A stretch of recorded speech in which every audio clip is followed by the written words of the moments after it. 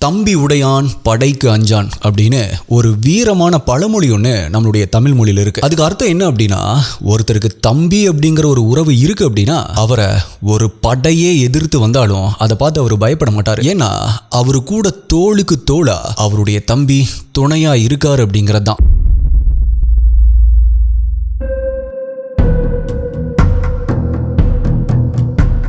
அது சரியா 1980 ஏப்ரல் மாதம் திருநெல்வேலி மாவட்டத்தில் இருக்கிற சீவளப்பேரி அப்படிங்கிற கிராமத்துல நேரம் அதிகாலை ஒரு 4 மணி இருக்கும். அந்த கிராமத்துல இருக்கிற ஒரு ஓட்டு வீட்டுக்கு முன்னாடி ஒரு மாட்டு வண்டி ஒன்று நின்றுட்டு இருக்க. அதுல 38 வயது இருக்கக்கூடிய மலையாண்டியும் அவருடைய மனைவி, அவருடைய அப்பா, அவருடைய தம்பியுடைய மனைவி அப்படின்னு இவங்க எல்லாருமே சேர்ந்து தேங்காய், வாழைத்தார், தாம்பூலத்தட்டு, சமையல் பாத்திரங்கள் அப்படின்னு வரிசையா அந்த பொருட்களை அந்த மாட்டு வண்டியில ஏத்திட்டு இருந்தாங்க. புது வேஷ்டி சட்டை, புது சேலை அப்படின்னு கட்டியிருந்த அந்த குடும்பத்தினர் அன்றைய நாள் பக்கத்து ஊர்ல இருக்கிற சுடலை மாடன் கோயில நடக்கிற சித்திரை திருவிழாவை கொண்டாடுறதுக்காக தான் இப்ப கிளம்பிட்டு இருக்காங்க. அப்படி அவங்க கிளம்பிட்டு இருக்கும் பொழுது மேல சட்டை எதுவுமே போடாம வேஷ்டி மட்டும் கட்டிட்டு கையில வேல் கம்போட வந்த 2 ஆண்கள், நான் சொன்னலையா மலையாண்டி, அவருடைய வீட்டுக்கு முன்னாடி வந்து நிக்க ஆரம்பிக்கிறாங்க. அப்படி வந்து நின்னவங்க என்ன சொல்றாங்க அப்படின்னா, மலையாண்டியுடைய முதலாளியான சுப்பிரமணியத்துடைய மனைவிக்கு அம்மா போட்டிருக்கு அப்படின்னும், அதனால அவங்களுக்கு தென்னை மரத்துல இருந்து இளநீர் வெட்டி கொடுக்கணும்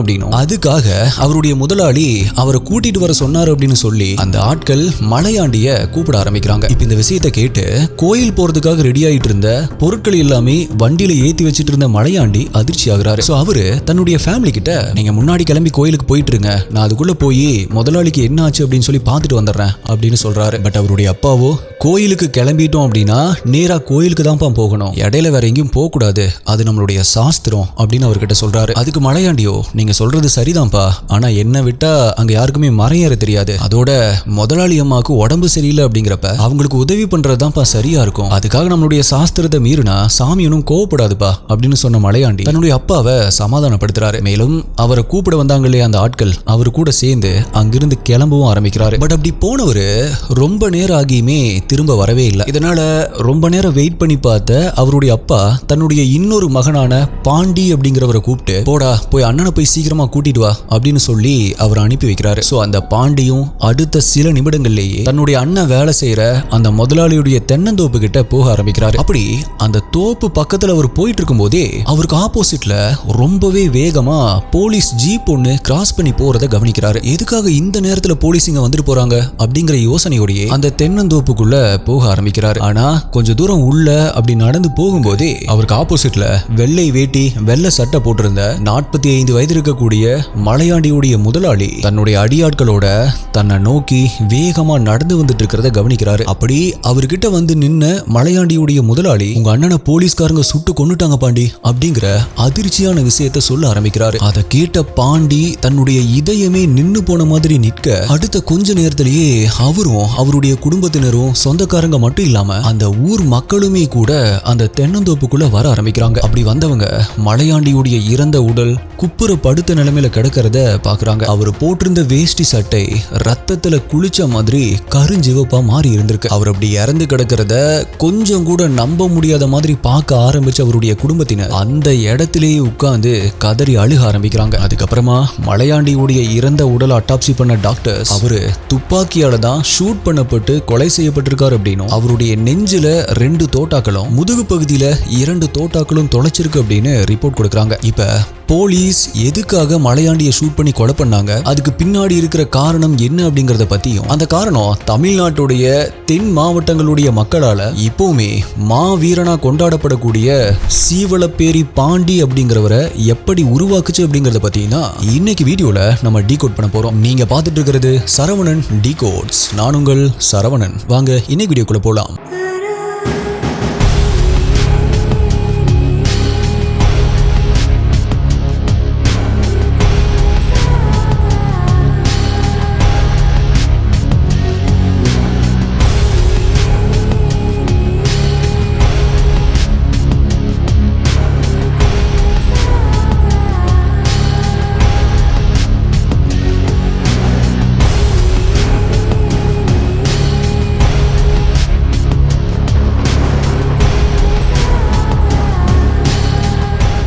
நம்ம பார்க்குற ஒவ்வொரு கிரைம் ஸ்டோரியிலையும் ஒரு வில்லன் இருப்பான். பட் நிஜ வாழ்க்கையில நம்மளுடைய பணத்தை மெதுவா அழிக்கிற ஒரு ஹிடன் வில்லன் இருக்கான். அவனோட பேர் தான் இன்ஃப்ளேஷன். நம்ம இந்தியன் ரூபாயோட மதிப்பு நாளுக்கு நாள் குறைஞ்சிட்டே போகுது. ஸோ நம்மளுடைய பணத்தை சேவ் பண்ணக்கூடாது, க்ரோ பண்ணணும். பட் நிறைய பேருக்கு மார்க்கெட்டை ப்ரெடிக்ட் பண்ண தெரியாது. அதனால என்னுடைய பணம் நஷ்டமாயிருமோ அப்படிங்கிற ஒரு பயம் இருக்கும். பட் இன்னைக்கு உங்களுடைய கேபிட்டலுக்கு பாதிப்பு இல்லாம அதே சமயம் மார்க்கெட் க்ரோ ஆகும்போது உங்களுடைய பணமும் க்ரோ ஆகுற ஒரு ஆப்பர்ச்சுனிட்டி இருக்கு. இந்த இன்வெஸ்ட்மெண்ட்ல மார்க்கெட் மேல போகும் பொழுது உங்களுடைய பணம் ஈக்விட்டிஸ்ல, அதுவும் குறிப்பா மிட் கேப் ஸ்டாக்ஸ்ல முதலீடு செய்யப்பட்டு உங்களுடைய வெல்த் வேகமா வளரும். ஒருவேளை மார்க்கெட் வீக் ஆச்சு அப்படின்னா ரிஸ்கை குறைச்சு உங்களுடைய பணத்தை பாதுகாக்கிறதுக்காக உங்களுடைய இன்வெஸ்ட்மெண்ட்டை ஈக்விட்டிஸோட சேர்த்து டெப்ட் இன்ஸ்ட்ருமெண்ட்ஸ்க்கு மாத்துவாங்க. இப்படி ஒரு வாய்ப்பை கொடுக்கிறது ஆக்சிஸ் மேக்ஸ் லைஃப். அவங்களோட இந்த ஹை growth 2 ஃபண்ட் அப்படிங்கிற இந்த NFOல முதலீடு செய்யறதுக்கு ஜனவரி 15 தான் லாஸ்ட் டேட். அது வரைக்கும் தான் ஓப்பனா இருக்கும். ஸோ இதை பத்தி முழுசா தெரிஞ்சுக்கிறதுக்கு தமிழ்ல உங்களுடைய சந்தேகங்களை கேட்க டிஸ்கிரிப்ஷன் டாப் கமெண்ட்ல லிங்க் கொடுத்திருக்கேன். தேவைப்பட்டா ஏஜென்ட்டை உங்களுடைய வீட்டுக்கே வந்து கூட டீடைலா எக்ஸ்பிளைன் பண்ண சொல்லலாம். 2000 ரூபாய் ஸ்டார்ட் பண்ணி எவ்வளோ ஹை அமௌண்ட் வேணாலுமே இதுல முதலீடு செய்யலாம். இதோட NAV வெறும் 10 ரூபீஸ் தான். உங்களுடைய முதலீட்டுடைய 120 மடங்கு உங்களுக்கு லைஃப் கவரா கிடைக்கும். வருஷத்துக்கு அப் டு 2.5 lakhs வரைக்கும் இன்வெஸ்ட் பண்ணீங்க அப்படின்னா உங்களுடைய ரிட்டர்ன்ஸ் டாக்ஸ் ஃப்ரீ. 2008ல இதே ஆக்சிஸ் மேக்ஸ் லைஃப் லான்ச் பண்ண ஹை growth அப்படிங்கிற ஃபண்ட் கடந்த 5 வருஷத்துல 29.3%, 7 வருஷத்துல 23.7% CAGR ரிட்டர்ன்ஸ் கொடுத்திருக்கு. NRIs மாசம் 18,000 ரூபாய் இன்வெஸ்ட் பண்ணீங்க அப்படின்னா அது 2 கோடி வரைக்குமே வளர்றதுக்கு சான்சஸ் இருக்கு. ஞாபகம் வச்சுக்கோங்க, இதுல 5 வருஷம் லாக் இன் பீரியட் இருக்கு. அண்ட் இன்னும் முக்கியமா இந்த NFO ஜனவரி 15ஓட முடியுது. வெறும் 3 நாட்கள் தான் இருக்கு. லிங்க் டிஸ்கிரிப்ஷன் டாப் கமெண்ட்ல இருக்கு. இல்ல ஸ்கிரீன்ல தெரியுற இந்த QR கோட ஸ்கேன் பண்ணுங்க.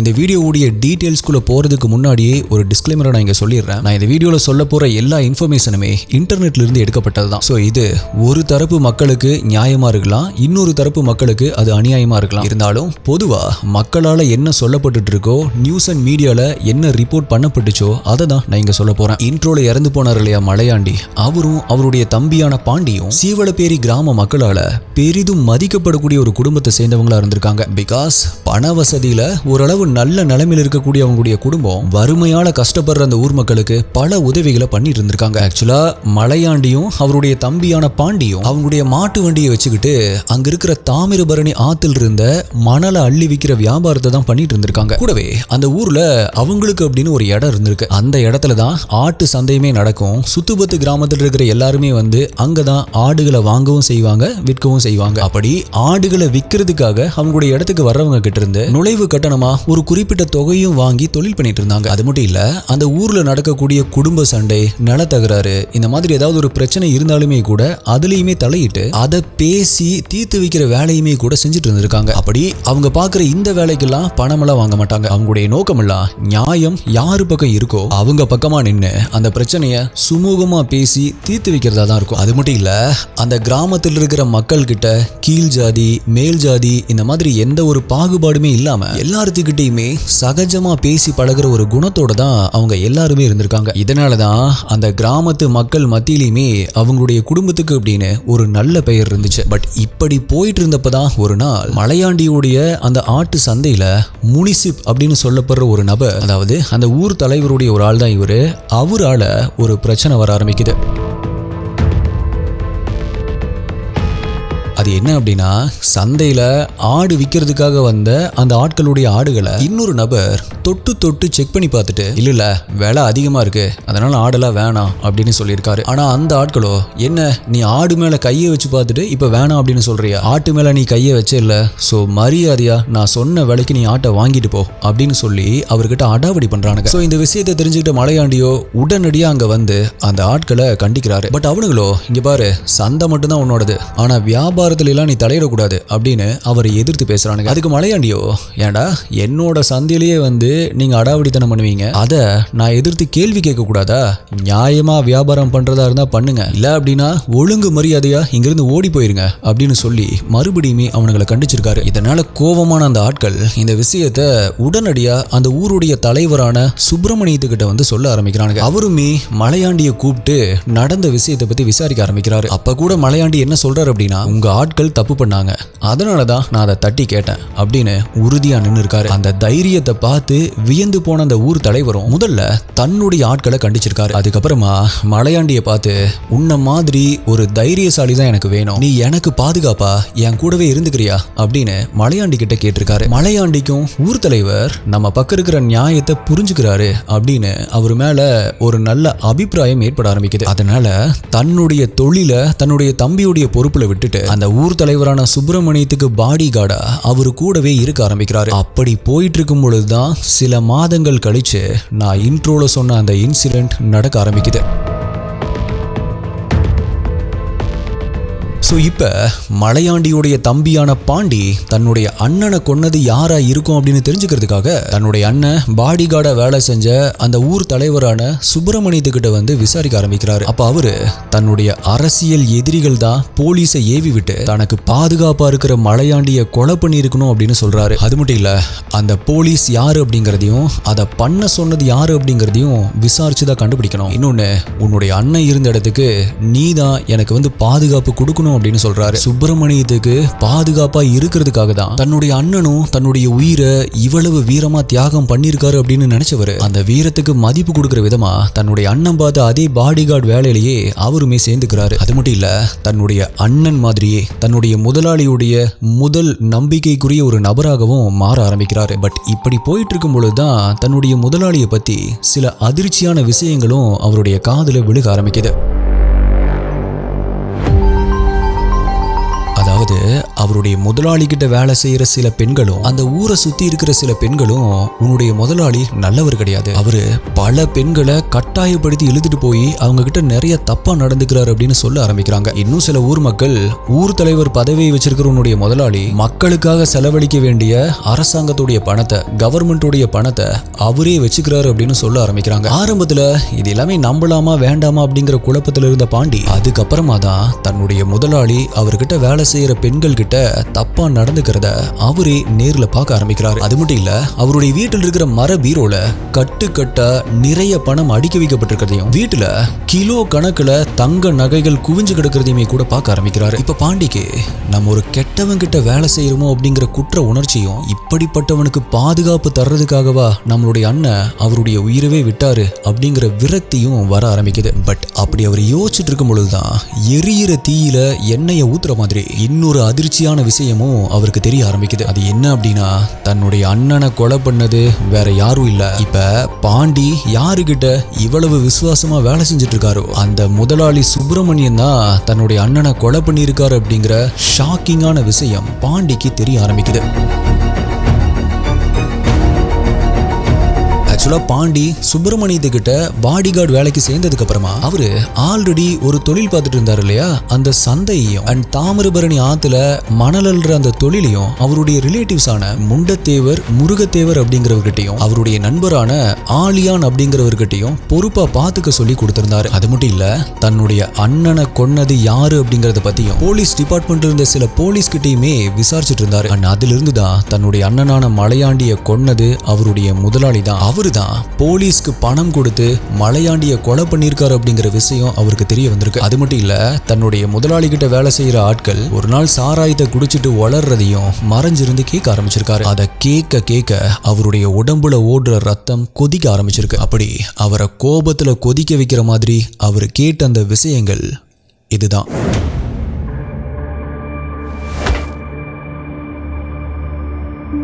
நான் ஏற்கனவே சொல்லியிருந்தேன் இல்லையா, மலையாண்டியுடைய சந்தையில் ஏற்கனவே சில ஆட்கள் பிரச்சனை பண்ணாங்க அப்படின்னு. இப்போ அந்த ஆட்கள் என்ன பண்ணுறாங்க அப்படின்னா, அதான் மலையாண்டியே நம்மளுடைய முதலாளி கிட்ட வந்து வேலை செய்யறானே, சோ இனிமேல் எதுவுமே பிரச்சனை இல்லை அப்படின்னு மறுபடியும் அதே சந்தையில போய் பிரச்சனை பண்ண ஆரம்பிச்சிருக்கானுங்க. ஆக்சுவலா அவனுக்கு என்ன பண்ணிருக்கானுங்க அப்படின்னா, ஆடுகள் விற்கிற சந்தையில எல்லாம் இந்த மாதிரியான ஒரு ஸ்கேம் நடக்கும். அது என்ன அப்படின்னா, வெயிட் கம்மியா இருக்கிற ஆடுகளுக்கு கரெக்டா அந்த ஆட்டை விற்கிறதுக்கு முன்னாடி அந்த ஆட்டை வெயிட்டா காமிக்கிறதுக்காக வயிறு ஃபுல்லா நிறைய தண்ணி கொடுத்துருவானுங்க. சோ நம்ம நார்மலா பார்க்கும் பொழுது பரவாயில்ல, ஆடு கொஞ்சம் பெருசா இருக்கு, எடையும் அதிகமா இருக்கு அப்படின்னு தோண ஆரம்பிக்கும். சில பேர் அதை பார்த்து ஏமாந்து அதிக விலை கொடுத்து அந்த ஆடுகளை வாங்கிட்டு போய் ஏமாந்தும் போயிருக்காங்க. பட் வீட்டுக்கு போனதுக்கு அப்புறமா தான் நம்ம ஏமாந்து போயிருக்கோம் அப்படிங்கிற விஷயம் அவங்களுக்கு புரிய ஆரம்பிக்கும். சோ இப்படி இவனுங்க பண்ணிட்டு இருக்கானுங்க அப்படிங்கிற விஷயத்த நேரடியா மலையாண்டி கிட்டேயே போய் சொல்றாங்க. அண்ட் மலையாண்டியும் ஏற்கனவே உங்ககிட்ட கண்டிச்சிருக்கேன், இப்ப அகைன் அதே மாதிரி ஏமாத்தி வியாபாரம் பண்ணிட்டு இருக்கீங்களா அப்படின்னு அந்த சந்தையிலேயே அவனுங்களை வச்சு கண்டிக்க ஆரம்பிக்கிறாரு. பட் அவனுங்களோ கோவப்படாத மலையாண்டி, இந்த ஆடுங்கள்லாம் நம்மளுடைய முதலாளியுடைய ஆடுங்க தான், அதனால நீ நம்மளுடைய விஷயத்துல எல்லாம் தலையிடாம அமைதியா போயிரு அப்படின்னு சொல்ல ஆரம்பிக்கிறானுங்க. ஆனா மலையாண்டியோ, இங்க பாரு, முதலாளியே இங்க வந்தாலும் சரி அநியாயமா வியாபாரம் பண்றத நான் அனுமதிக்க மாட்டேன், ஒழுங்கா இங்கிருந்து கிளம்புங்க அப்படின்னு சொல்லி அவனுங்க எல்லாத்தையுமே கழுத்தை பிடிச்சு அந்த சந்தையிலிருந்து விரட்டி அடிச்சிருக்காரு. இதனால பயங்கரமான கோபமான அந்த நபர்கள் எப்படியாவது மலையாண்டிய ஒழிச்சு கட்டியே ஆகணும் அப்படிங்கிற முடிவுக்கு வரானுங்க. சோ அவனுங்களுடைய முதலாளி கிட்ட வந்து மலையாண்டிய பத்தி 1க்கு 2 வத்தி வைக்கிறானுங்க. ஐயா, உங்களுடைய ஆடு அப்படின்னு தெரிஞ்சுமே கூட மலையாண்டி எங்களை வியாபாரம் பண்ண விடாம துரத்தி விட்டுட்டான். ஆனா நீங்க சொல்லிதான் நாங்க இப்படி வியாபாரம் பண்றோம் அப்படிங்கிறது தெரிஞ்சா ஒருவேளை அவன் உங்க மேலேயே கூட கை வச்சிருவான். அது மட்டும் இல்லைங்க ஐயா, ஊர் மக்கள் மத்தியில கூட அவனுக்கு நிறையவே செல்வாக்கு இருக்கு, அதை வச்சு அவன் உங்களுடைய தலைவர் பதவிக்கே கூட போட்டியா வந்துருவான், அதனால நீங்க அவனை இப்படி விட்டு வைக்கிறது தப்பு அப்படின்னு சொல்லி அந்த முதலாளியுடைய கோவத்தை தூண்டி விட்டுருக்கானுங்க. அவருக்குமே கூட அவனுங்க சொல்றது சரி அப்படின்னு பட்டதால மலையாண்டிய ஒழிச்சு கட்டணும் அப்படிங்கிற முடிவுக்கு வர ஆரம்பிக்கிறாரு. ஆனா அதுக்கப்புறமா தான் நான் இன்ட்ரோல சொன்ன மாதிரி மலையாண்டிய கூட்டிட்டு வர சொல்லி தன்னுடைய ஆட்களையும் அனுப்பி வைக்கிறாரு. அதை நம்பி தென்னந்தோப்புக்கு வந்த மலையாண்டியும் விறுவிறுன்னு மரத்துல ஏறி அங்க இருக்கிற இளநிய பறிச்சு கீழே போட ஆரம்பிக்கிறாரு. அப்படி போட்டுட்டு சரி ஓகே கோயிலுக்கு போலாம் அப்படின்னு கிளம்புன அவரை சடனா ஒரு போலீஸ் குரூப் ஒன்று வந்து சுத்தி வளைக்க ஆரம்பிக்குது. அப்ப இங்க என்ன நடக்குது அப்படின்னு புரியாத மலையாண்டியும் திகைச்சு போய் நிக்கிறாரு. பட் அடுத்த சில நொடிகள்லயே அவருக்கு பின்னாடி நின்னுட்டு இருந்த போலீஸ் அவங்களுடைய கையில இருந்த ரைஃபிளை வச்சு அவருடைய முதுகுலையே ஷூட் பண்றாங்க. மேலும் முன்னாடி நின்னுட்டு இருந்த போலீஸுமே கூட அவருடைய நெஞ்சிலேயே ஷூட் பண்றாங்க. தன்னுடைய முதலாளி சுப்பிரமணியன் தான் போலீஸ்க்கு பணம் கொடுத்து நம்மளை கொலை பண்றாரு அப்படிங்கிற உண்மை தெரியாமலேயே மலையாண்டியும் அந்த இடத்திலேயே விழுந்து இறந்து போகிறாரு. இப்படி அவரை ஷூட் பண்ணிட்டு அங்கிருந்து போன போலீஸ் குரூப்புடைய ஜீப்பை தான் நான் இன்ட்ரோல சொன்ன மாதிரி பாண்டியுமே எதுக்க பார்த்திருப்பாரு. ஆக்சுவலா கொஞ்சம் சீக்கிரம் வந்திருந்தாரு அப்படின்னா அங்க நடந்த விஷயங்களை அவரே கண்ணில் பார்த்திருப்பாரு. சோ இவ்வளவு விஷயத்தை தெரிஞ்சுக்கிட்ட பாண்டி நம்மளுடைய முதலாளி நம்மளுக்கு எப்பேற்பட்ட ஒரு துரோகத்தை பண்ணிருக்காரு அப்படின்னு கோவத்துடைய உச்சிக்கே போறாரு. மேலும் அவரை கொலை பண்ணி பழி தீர்த்துக்கணும் அப்படிங்கிற முடிவுக்கும் வராரு. அதுக்காக தன்னுடைய தொழில்களை பார்த்துட்டு இருந்த நான் ஆல்ரெடி சொன்ன அந்த 3 பேரையுமே தன்னுடைய கூட்டாளிகளா சேர்த்துக்கிறாரு. பாண்டியுடைய முதலாளியான சுப்பிரமணியன் ஊர் தலைவர் அப்படிங்கறதால அவரு அரசு அதிகாரிகளை பார்க்கறதுக்கு அடிக்கடி வெளியூர் போறத வழக்கமா வச்சிருந்திருக்காரு. அப்படி ஒரு நாள் அவர் வெளியூருக்கு போறதை தெரிஞ்சுக்கிட்ட பாண்டி அவரை ஊருடைய பஸ் ஸ்டாப்லயே வச்சு கொலை பண்ணணும் அப்படிங்கிற பிளானை போட ஆரம்பிக்கிறாரு. அந்த சீவலப்பேரி கிராமத்திலிருந்து பஸ் ஸ்டாப்புக்கு வரணும் அப்படின்னா குறுக்கு இருக்கிற தாமிரபரணி ஆத்தை கடந்து தான் அங்க போய் ஆகணும். பட் பாண்டியுடைய முதலாளி ஆத்துல இறங்கலாம் மாட்டாரு. அவருடைய ஆட்கள் அவரை தோள் மேல தூக்கி வச்சுட்டு வந்துதான் அந்த கரையில வந்து இறக்கி விடுவாங்க. அதே மாதிரி தான் அன்றைய நாளும் அவர் அந்த கரையில வந்து இறங்குறாரு. கூடவே ஆத்துக்குள்ள இறங்கி நடந்து வந்த பாண்டியும் அந்த கரையில வந்து நிக்கிறாரு. கொஞ்ச நேரம் கழிச்சு பஸ் வர்றதை பார்த்த அந்த ஆட்கள் முதலாளி நிக்கிறாரு, பஸ் நிறுத்துங்க அப்படின்னு கத்துனபடியே ரோட்ல போய் நிக்கிறானுங்க. அவனுங்களை பார்த்த அந்த பஸ் டிரைவரும் பஸ் ஸ்டாப் பண்றாரு. இப்ப பாண்டியுடைய முதலாளி அந்த பஸ்ல ஏறுறதுக்காக அந்த பஸ்ஸுடைய படிக்கட்டுல தன்னுடைய காலை எடுத்து வைக்கும் போது அவருக்கு பின்னாடி வந்துட்டு இருந்த பாண்டி தன்னுடைய முதுகுல சொருகி வச்சிருந்த வீச்சருவாளை எடுக்கிறாரு. ஆல்சோ தன்னுடைய முதலாளியுடைய தலையிலேயே ஓங்கி வெட்ட ஆரம்பிச்சிருக்காரு. இதுல நிலை குலைஞ்சு போனவருடைய முதலாளி பின்னாடி திரும்பி பாக்குறாரு. அங்க பாண்டி அருவாளோட நின்னுட்டு இருக்கிறத பார்த்துட்டு பாண்டி நீயா என்ன வெட்டுன அப்படின்னு அதிர்ச்சியா சொல்லிட்டே சரிஞ்சு கீழே விழுகிறாரு. அடுத்த சில நொடிகள்லயே அங்க பக்கத்துல புதருக்குள்ள மறைஞ்சிருந்த பாண்டியுடைய கூட்டாளிகளும் அருவாளோட அங்க ஓடி வராங்க. அங்க கீழே விழுந்து துடிச்சிட்டு இருந்த அவருடைய முதலாளிய சரமாரியா வெட்ட ஆரம்பிக்கிறாங்க. அது மட்டும் இல்ல, அவரு பல பெண்கள் கிட்ட தப்பா நடந்துகிட்டாரு அப்படிங்கறதால அவருடைய பிரைவேட் பாட்டு அறுத்து அதை அவருடைய வாயிலேயே திணிச்சு வச்சாங்க அப்படின்னு சொல்லப்படுது. அதுக்கப்புறமா அங்கிருந்து மின்னல் வேகத்துல தப்பிச்சு ஓட ஆரம்பிக்கிறாங்க. இப்ப அங்கிருந்த மத்த நபர்கள் எல்லாமே ஓடி வந்து பார்க்க ஆரம்பிக்கிறாங்க. ஆனா தங்களுடைய முதலாளி ஆல்ரெடி இறந்து போயிட்டாரு அப்படிங்கறது தெரிஞ்சு அதிர்ச்சி ஆகுறாங்க. அதுக்கப்புறமா தான் சாதாரண பாண்டிய சீவலப்பேரி பாண்டி அப்படிங்கிற அடைமொழியை வச்சு போலீஸுமே தேட ஆரம்பிக்கிறாங்க. மேலும் சீவலப்பேரி பாண்டிய பத்தின செய்திகளும் நியூஸ் அண்ட் மீடியால வெளியே வர ஆரம்பிக்குது. இப்ப கொலை செஞ்சுட்டு தப்பிச்சு ஓடுன பாண்டியும் அவருடைய கூட்டாளிகளும் ஆளுக்கு ஒரு பக்கமா போக ஆரம்பிக்கிறாங்க. அதுல பாண்டி மட்டும் லாயரா இருந்த தன்னுடைய மாமாவுடைய வீட்டுல போய் தங்குறாரு. பட் லாயரா இருக்கிற தன்னுடைய மாமாவுக்கு நம்மளால ஏதாவது பிரச்சனை வந்துடக்கூடாது அப்படின்னு நினைச்சவரு ஒரு வாரம் கழிச்சு அங்கிருந்து கிளம்பலாம் அப்படின்னு முடிவு பண்றாரு. அப்படி அங்கிருந்து கிளம்பினவரு ஸ்ரீவில்லிபுத்தூர்ல இருக்கிற தன்னுடைய தங்கச்சியுடைய வீட்டுல போய் தங்குறாரு. பட் அங்கதான் அவரு கொஞ்சம் கூட எதிர்பார்க்காத இன்னொரு சம்பவமும் நடக்க ஆரம்பிக்குது.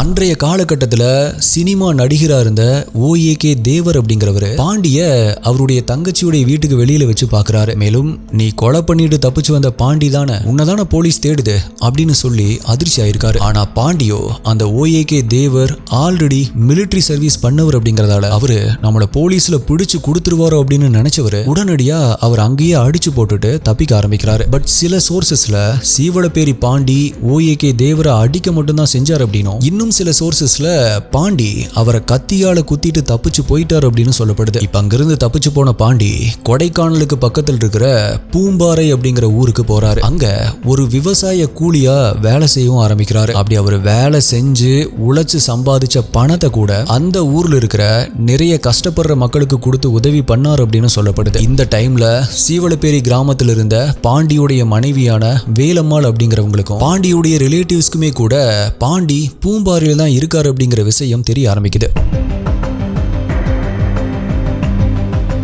ஆக்சுவலா பாண்டி தான் தனக்கு தெரிஞ்ச சில ஆட்கள் மூலமா இந்த விஷயத்தை சொல்லி அனுப்பியிருக்காரு. சோ பாண்டியுடைய மனைவி மற்றும் ரிலேட்டிவ்ஸ் எல்லாருமே ரகசியமா வந்து பாண்டியை பார்த்துட்டு போயிருக்காங்க. பட் இப்படி போயிட்டு இருந்த சிச்சுவேஷன்ல தான் பாண்டி, நான் ஆல்ரெடி இன்ட்ரோல ஒரு திருவிழாவை பத்தி சொன்னேன் இல்லையா, அந்த சித்திரை திருவிழாவில் கலந்துக்கிறதுக்காக சுடலை மாடன் கோயிலுக்கு போகணும் அப்படின்னு தன்னுடைய மனைவி மற்றும் ரிலேட்டிவ்ஸ் கிட்ட சொல்ல ஆரம்பிக்கிறாரு. பட் பாண்டியால கொலை செய்யப்பட்ட அவருடைய முதலாளி ஒரு பணக்காரர், ஒரு ஊர் தலைவர் அப்படிங்கறத தாண்டி அவரு ஒரு பெரிய அரசியல்வாதி அப்படிங்கறதால அவருடைய கொலை தமிழ்நாட்டு அரசியல்வாதிகள் மத்தியில ரொம்பவே பரபரப்பை ஏற்படுத்தக்கூடிய ஒரு விஷயமா இருந்திருக்கு. அதனால அரசியல்வாதிகளுடைய அழுத்தம் காரணமா பாண்டிய ரொம்பவே தீவிரமா தேடிட்டு இருந்த போலீஸ்க்கு அவரை என்கவுண்டர் பண்ண சொல்லி ஆர்டர் கொடுக்கப்பட்டதாகவும் சில தகவல்கள் கசி ஆரம்பிக்குது. சோ பாண்டியுடைய ரிலேட்டிவ்ஸும் அதே காரணத்தை சொல்லி பாண்டிய நீ வர வேணாம் அப்படின்னு சொல்லி தடுக்கிறாங்க. ஆனா அவரோ எனக்கு என்ன ஆபத்து வந்தாலும் பரவாயில்ல, நான் திருவிழால கலந்துகிட்டு சுடலை மாடன் சாமியை கும்பிட்டு வரதான் போறேன் அப்படின்னு உறுதியா சொல்லியிருக்காரு. மேலும் அப்படி சொன்ன மாதிரியே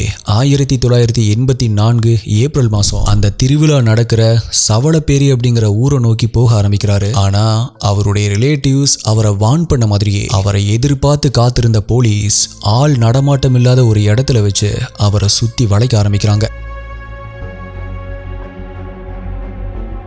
பட் பாண்டியோ கையில துப்பாக்கி மற்றும் ரைஃபிளோட நின்றுட்டு இருந்த அவங்கள பார்த்து கொஞ்சம் கூட பயப்படாம அப்படியே நிக்க ஆரம்பிக்கிறாரு. அதை பார்த்த போலீஸோ இங்க நிக்காத பாண்டி, தப்பிச்சு ஓடிரு, நாங்க உன்னை ஷூட் பண்ண மாட்டோம் அப்படின்னு சொல்லியிருக்காங்க. ஆனா பாண்டியோ ரொம்பவே நக்கலா சிரிச்சுக்கிட்டே உங்களுடைய திட்டம் என்ன அப்படின்னு எனக்கு நல்லாவே தெரியும், பாண்டியை பிடிக்கும் போது அவன் தப்பிச்சு ஓடுனா அதனால நாங்க அவனை ஷூட் பண்ணி கொன்னுட்டோம் அப்படின்னு வெளியே சொல்றதுதான் உங்களுடைய திட்டம். ஒண்ணு மட்டும் தெரிஞ்சுக்கோங்க, இந்த பாண்டி ஒரு மர தமிழன். இவன் போலீஸ்க்கு பயந்து ஓடி முதுகுல குண்டடிப்பட்டு பாண்டி செத்துட்டான் அப்படிங்கிற அவமானத்தை என்னைக்குமே தனக்கு வர விட மாட்டான். சுடுறதுனா கூட நெஞ்சிலேயே சுடுங்க, செத்தாலுமே நான் வீரமா தான் சாகணும் அப்படின்னு சொல்லிட்டு நெஞ்ச நிமித்திட்டு நின்னுட்டு இருந்திருக்காரு சீவலப்பேரி பாண்டி. இப்படி அவருடைய உயிருக்கு பயப்படாம நிக்கிறத பார்த்த அங்கிருந்த சில போலீஸ்க்கு இப்படி ஒரு தைரியமான மனுஷனா அப்படின்னு ஆச்சரியம் வர ஆரம்பிக்குது. ஆனாலுமே கூட மேலெடுத்த உத்தரவை ஃபாலோ பண்ணணும் அப்படிங்கிறதுக்காக பாண்டிய ஷூட் பண்ண ஆரம்பிக்கிறாங்க. ஆக்சுவலா பாண்டியுடைய கடைசி ஆசைப்படி போலீஸ் அவரை நெஞ்சில தான் ஷூட் பண்ணிருக்காங்க. அப்படி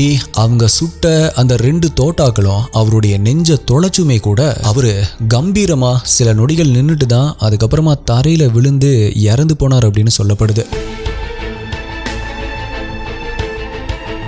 தமிழ்நாட்டுடைய போலீஸ் ஹிஸ்டரியில பாண்டிக்கு முன்னாடி நக்சல் குரூப்பை பிடிக்க போறப்பதான் போலீஸ் ஒரு 3 பேரை என்கவுண்டர் பண்ணிருக்காங்க அப்படின்னு சொல்லப்படுது. அதை வச்சு பாக்குறப்ப ஒரு கொலை செஞ்ச குற்றத்திற்காக ஒரு தனி மனிதனை போலீஸ் என்கவுண்டர் பண்ணிருக்காங்க அப்படின்னா அதுல சீவலப்பேரி பாண்டி தான் முதல் ஆள் அப்படின்னு சொல்லப்படுது. அவரை தவிர அவருடைய கூட்டாளிகள் 3 பேருமே ஜெயில் தண்டனைக்கு அப்புறமா ரிலீஸ் ஆயிட்டாங்க அப்படின்னு சொல்லப்படுது. அதுல ஒருத்தர் சில வருடங்களுக்கு முன்னாடி தான் இறந்து போனார் அப்படின்னும் சில தகவல்கள் இருக்கு. இப்ப ஒரு கொலை பண்ணதுக்காக தான் பாண்டி சுட்டு கொல்லப்பட்டார் அப்படின்னாலுமே கூட அவர் கொலை பண்ண அந்த ஊர் தலைவர் நல்லவர் கிடையாது அப்படின்னும் அதனால பாண்டி பண்ணது சரிதான் அப்படின்னும் அந்த சீவலப்பேரி ஊர் மக்கள் சொல்ல ஆரம்பிக்கிறாங்க. பட் அப்படி அவங்க சொன்னாலுமே கூட சீவலப்பேரி பாண்டி அந்த ஊர் தலைவரை கொலை செஞ்சதுக்கு அப்புறமா அந்த ஊர் தலைவருடைய வீட்டில் இருந்த பணம் மற்றும் நகைகளை கொள்ளையடிச்சிட்டு போயிட்டாரு அப்படின்னும் போலீஸுடைய தரப்புல ஒரு குற்றச்சாட்டா சொல்லப்படுது. பட் அதுக்கு அந்த ஊர் மக்கள் என்ன சொல்றாங்க அப்படின்னா அந்த ஊர் தலைவர் வச்சிருந்த பணம் ஒன்றும் அவர் சம்பாதிச்ச பணம் இல்லையே, அது நியாயமா மக்களுக்கு சேர வேண்டிய பணம் தானே, அதனாலதான் பாண்டியும் அந்த பணத்தை கூட எடுத்திருப்பாரு அப்படின்னும் அந்த பணத்தை சீவலப்பேரி மற்றும் அதை சுத்தி இருக்கிற ஊர் மக்கள் பல பேருக்கும் கொடுத்து அவர் உதவி செஞ்சாரு அப்படின்னு சொல்ல ஆரம்பிக்கிறாங்க. அந்த சீவலப்பேரி ஊர் மக்கள் மட்டும் இல்லாம திருநெல்வேலி, தூத்துக்குடி அப்படின்னு சவுத் தமிழ்நாட்டில் இருக்கிற பல மாவட்டங்களை சேர்ந்த மக்கள் பலருமே கூட சீவலப்பேரி பாண்டிய ஒரு மாவீரனா தான் பார்த்தாங்க. மேலும் அவருடைய நினைவா தங்களுக்கு பிறக்கிற குழந்தைகளுக்குமே கூட பாண்டி அப்படின்னு அவருடைய பெயரையே வச்சாங்க அப்படின்னு சொல்லப்படுது. இது எல்லாத்துக்குமே மேல அந்த சீவலப்பேரி மற்றும் அதை சுத்தி இருக்கிற கிராமங்கள்ல அந்த சீவலப்பேரியில் இருக்கிற ஆட்டு சந்தை நடக்கிற மண்ணுல படுக்க வச்சு அதுக்கப்புறமா தான் தூக்கிட்டு போவாங்க அப்படின்னு சொல்லப்படுது. அதாவது அந்த குழந்தைகளை அந்த மண்ணுல படுக்க வச்சு எடுத்தாங்க அப்படின்னா சீவலப்பேரி பாண்டியுடைய வீரம் தங்களுடைய குழந்தைகளுக்கும் வரும் அப்படிங்கிற நம்பிக்கையில தான் அந்த மக்கள் இப்படி பண்ணாங்க அப்படின்னு சொல்லப்படுது. அதோட சீவலப்பேரி பாண்டியுடைய நிஜ வாழ்க்கைய இன்ஸ்பிரேஷனா வச்சு 1994 நடிகர் நெப்போலியனுடைய நடிப்புல சீவலப்பேரி பாண்டி அப்படிங்கிற பெயர்லயே ஒரு திரைப்படமே கூட ரிலீஸ் ஆயிருக்கு. சரி, ஓகே, இப்ப நம்ம வீடியோவுடைய முக்கியமான பகுதிக்கு வந்துட்டோம். பிகாஸ் ரீசெண்டா நிறைய கமெண்ட்ஸை பார்க்க முடிஞ்சது, ப்ரோ நீங்க வீடியோவுடைய லாஸ்ட்ல சொல்ற அந்த கேஸுடைய ஷாக்கிங் டீடைல்ஸ் அப்படிங்கிற சாப்டர் ரொம்பவே இன்ட்ரெஸ்டிங்கா இருக்கு, அதை அப்படியே கன்டினியூ பண்ணுங்க அப்படின்னு நிறைய கமெண்ட்ஸை நான் பார்த்தேன். கண்டிப்பா அது உங்களுக்கு பிடிக்கும் அப்படின்னு எனக்கு தெரியும்.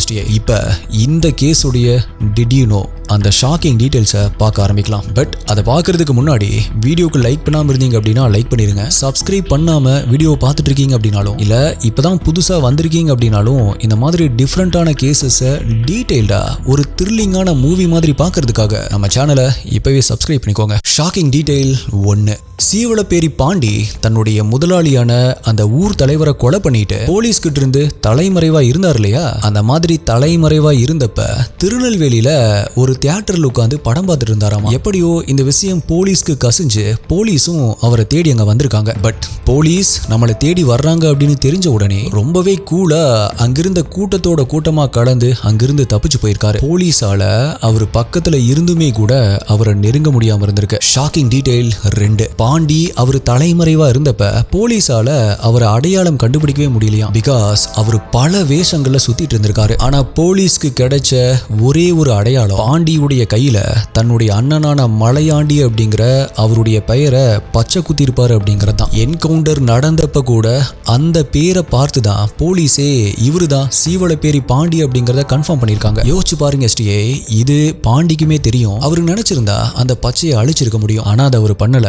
பிகாஸ் தன்னுடைய அண்ணன் மேல அவர் வச்சிருந்த பாசம் அவ்வளவு பெருசா இருந்திருக்கு. Shocking detail 3. பாண்டி இந்த மாதிரி என்கவுண்டர் ஆகுறதுக்கு சில நாட்களுக்கு முன்னாடி போலீஸுடைய கெடுபிடி ரொம்பவே அதிகமா இருந்தப்ப கூட தன்னுடைய மனைவியும் குழந்தையும் ஒரு அடர்ந்த காட்டு பகுதிக்குள்ள வச்சு ரகசியமா சந்திச்சிருக்காரு. அப்ப தன்னுடைய மனைவி கிட்ட, இனிமேல் நான் உயிரோட வர்றது கஷ்டம், ஆனா நீ என்னுடைய குழந்தைய ஒரு வீரனா வளர்க்கணும் அப்படின்னு சொல்லிட்டு போனாராமா. அதுதான் அவங்களுடைய கடைசி சந்திப்பு. Shocking detail 4. நான் ஏற்கனவே சொன்ன சீவலப்பேரி பாண்டி அப்படிங்கிற நெப்போலியனுடைய படம் வந்தப்ப அந்த படத்தை பார்க்கறதுக்காக சீவலப்பேரி மக்கள் லாரியா தியேட்டருக்கு வந்தாங்களாம். ஆனா அது அப்போ ஒரு பெரிய திருவிழா மாதிரி இருந்திருக்கு. Shocking detail 5. பாண்டி தன்னுடைய உயிருக்கு ஆபத்து இருக்கு அப்படின்னு தெரிஞ்சுமே தன்னுடைய ஊருடைய சுடலை மாடன் கோவில் திருவிழாவுக்காக சாஸ்திரப்படி காப்பு கட்டி விரதம் இருந்திருக்காரு. சாமிக்காக காப்பு கட்டிட்டேன், இனி சாவே வந்தாலுமே பயம் இல்லை அப்படின்னு சொல்லியிருக்காரு.